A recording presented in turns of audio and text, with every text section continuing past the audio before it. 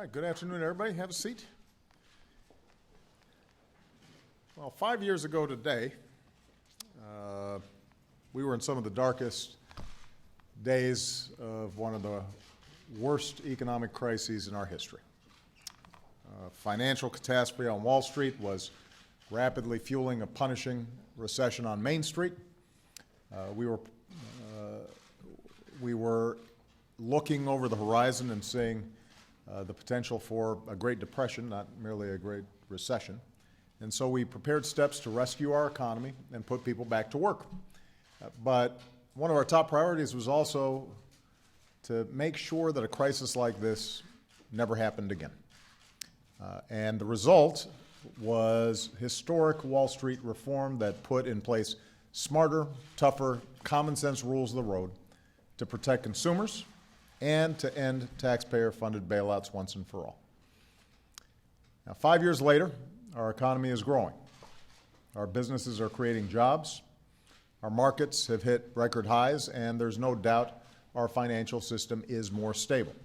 And a big reason for that stability is the work of a small but mighty independent agency, the Commodity Futures Trading Commission. Was that a little... The CFTC has many responsibilities. Under Wall Street reform, one of them is to guard against some of the most reckless and irresponsible practices at the heart of the financial crisis. And this includes making sure big banks can't make risky bets with their customers' deposits, something we call the Volcker Rule. It also includes oversight of risky trading in derivatives, some of the complex products that were part of what precipitated the crisis 5 years ago, and products that Warren Buffett once called financial weapons of mass destruction, even before they nearly brought down AIG and sparked the financial wildfire on Wall Street. So these reforms will protect consumers and make financial systems stronger, more competitive, helping to restore confidence in our markets, confidence that markets around the world depend on. And that's why the CFTC has worked tirelessly to implement these reforms. But they need the resources and the regulators to finish the job, and so that's why we're here today. When I named Gary Gensler to lead the CFTC, I hadn't even taken office yet. We were about a month and a half into my transition. Our economy was bleeding 800,000 jobs a month. The truth is nobody knew where the bottom would be. Around that time, Gary sat down with Tim Geithner, who would become my Treasury Secretary, as well as Mary Shapiro, who would become chairperson of the SEC, and began sketching out on a yellow pad the early outlines of what financial reform would look like. And ever since, Gary has worked tirelessly to make it real. Gary has one of the smallest budgets of any of the agencies charged with protecting consumers, but he's done as much as anybody to implement financial reform. Under his watch, the CFTC has transformed what was a secretive and shadowy derivatives market by bringing large parts of it onto exchanges to transparent trading. And CFTC is working hand in hand with other agencies to protect consumers by implementing the Volcker Rule, which Secretary Lewis called on regulators to complete by the end of the year. They've successfully imposed nearly $1.8 billion in penalties against financial firms that engaged in rate-fixing schemes. They worked to make sure that an irresponsible few can't hurt consumers by illegally manipulating or rigging energy markets for their own gain. And they've done it all while a swarm of special interest lobbyists have done everything possible to thwart their every move. Gary's never once let his team forget what this is all about: the American people. Folks, we are so privileged to serve. So before I introduce his successor, please join me in thanking Gary for his outstanding service.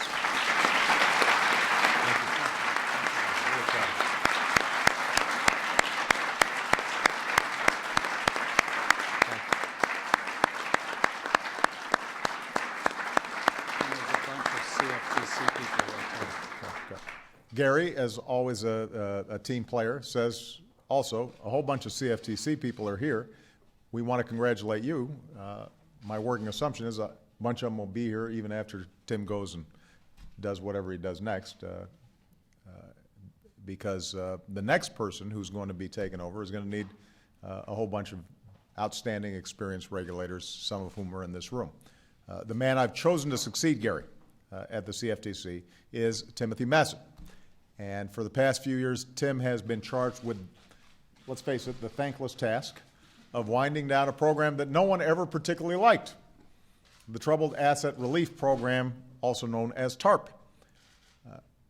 He's quietly been very successful at it. President Bush rightly began this program to stop the downward spiral in late 2008, and we continue that effort, modifying the program to rescue the American auto industry as well.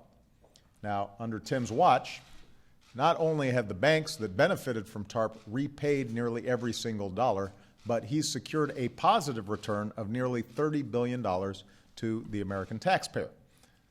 He's worked tirelessly to improve TARP programs that help more struggling homeowners stay in their homes, more hard-hit communities remove the blight of vacant homes from their neighborhoods.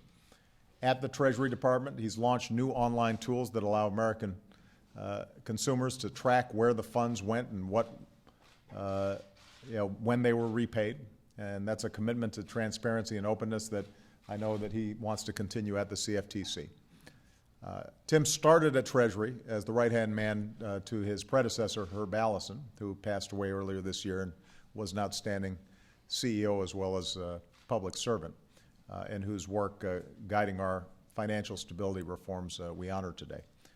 Tim was the right man to succeed Herb, and with a record that reflects a deep commitment to a reform agenda, which is why he's the right man to succeed Gary as well. Tim's a guy who doesn't seek the spotlight, but he consistently delivers. He gets a high return for American taxpayers without a lot of fanfare. I have every confidence that he is the right man to lead an agency designed to prevent future crises, because I think it's safe to say that he never wants to have to manage something like TARP again. And I just found out that his lovely mother skydived on her 80th birthday, which to me is just very cool. She's very proud of him right now also. So I urge the Senate to confirm Tim as soon as possible. Let him get right into the vital work of protecting America's economy and the American people. And while I'm at it, I would urge Congress to give Tim and the CFTC the resources it needs to do the job. Ever since we passed Wall Street reform, its opponents have tried to starve funding for the agencies responsible for carrying it out. The men and women of the CFTC are charged with protecting us from financial harm, but they are undermanned, they are outgunned, they are working overtime. The sequester cuts have made it even harder for them to do their job.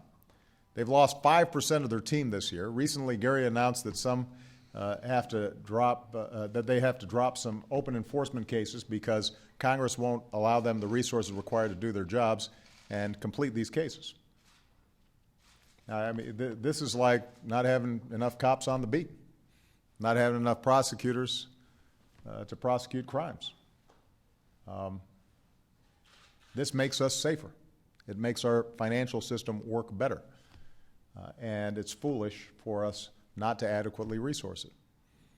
Now, the Republican leader in the Senate said a while back that the less we fund these agencies, the better America will be. That is just not true.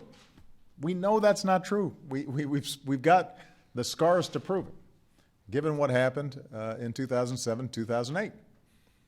That's why we can't let an army of lobbyists and their allies in Congress delay, defund, dismantle the rules that were designed to protect consumers and protect a crisis from happening again. We can't go back to the days when bad behavior could nearly bring down the entire economy unless taxpayers stepped in to rescue it. And anybody who's working hard to dismantle any of these reforms will have to explain to the American people why they did that when and if a crisis ever does happen again. It's important to realize that financial reform is not about punishment. It's about making sure that everybody plays by the same set of clear and transparent rules that encourage responsible innovation and competition and discourage fraud and manipulation, and above all, protect the American people.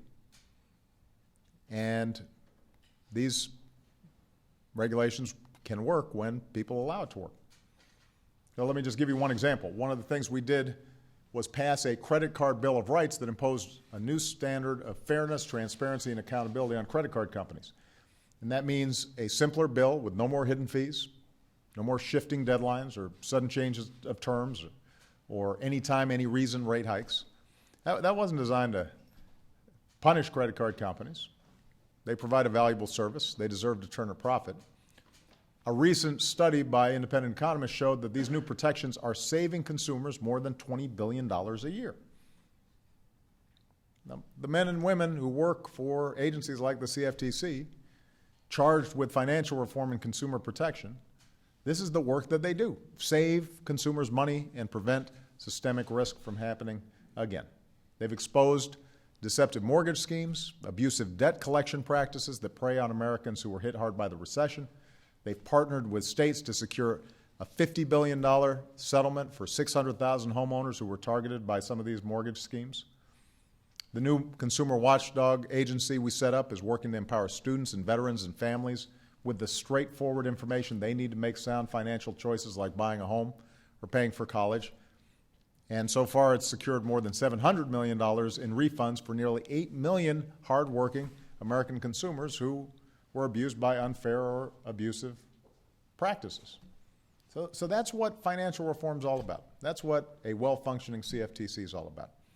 Protecting hardworking Americans by making sure everyone plays by the same set of rules, preserving trust in the integrity of our markets and our financial system, preventing a crisis like the one we endured from ever happening again.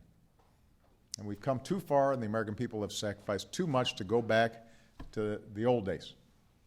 Our economies are growing, our businesses are creating jobs, and those of us who've been sent here to serve should be doing everything we can to strengthen the middle class, strengthen the financial markets, and rebuild an economy where everybody who works hard has a chance to get ahead. That has been what Gary's been up to the entire time that he's served at the CFTC. We couldn't be prouder of the work that he's done. I'm confident that, as soon as Congress confirms Tim and allows him to carry on that important work, he's going to be carrying those same values with him, with the outstanding team that we have at this agency. So to both of you, thanks for being great public servants. Thank you, Mr. Gary, good luck to you. And Tim, congratulations. Let's get you confirmed. All right. Thank you. All right. Come on, guys.